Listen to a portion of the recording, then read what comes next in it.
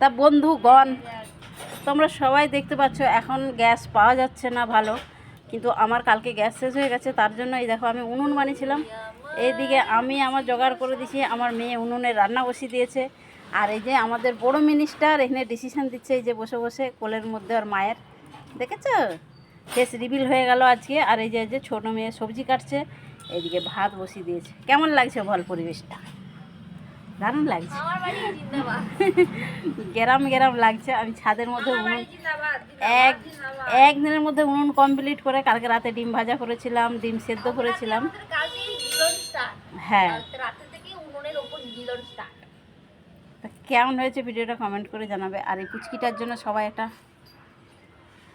চলে এসছে উপরে, পুচকিটার জন্য সবাই একটা কমেন্ট করে যাবে। ওই যে হাসে হাসে, তোকে দেখো হাসে সন্টু। তো চলো আমাদের রান্না বান্না হোক, পরের পর ভিডিও আমি দিতে থাকবো, তোমরা দেখতে থাকো।